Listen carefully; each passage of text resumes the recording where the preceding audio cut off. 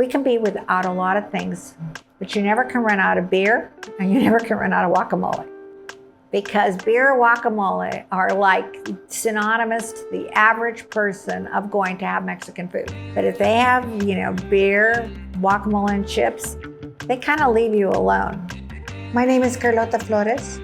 I am the chef owner of El Charro.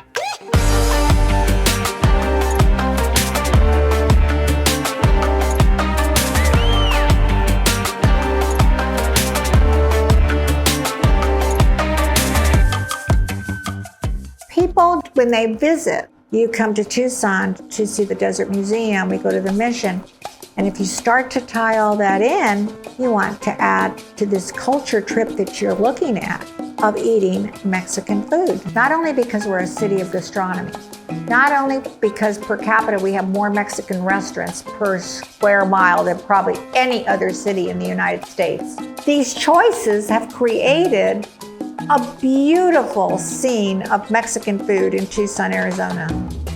The restaurant was opened in 1922. My aunt had one lady that worked with her, and her and this young woman would make the lunch for the day. She used to say that the food was worth it as far as the wait because it was so delicious and nothing should be rushed.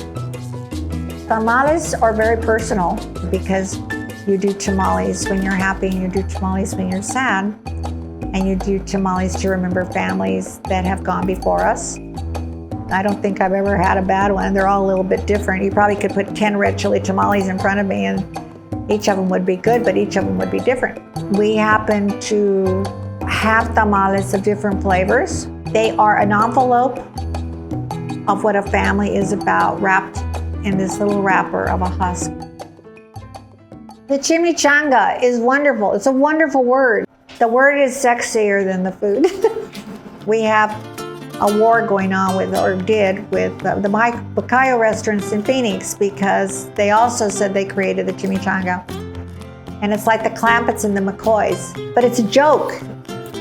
We know that there were chimichangas, which people used with goat out on the frontier kind of thing. In our case, we lived with my aunt. Parents went out, all the kids were hungry, and she was making little burros, little tiny ones. And the oil was still left in one of the fryers. It was still hot. And one of the girls knocked her down. The burro fell into the deep fryer. She went to say the cuss word and she changed it, called it chimichangas.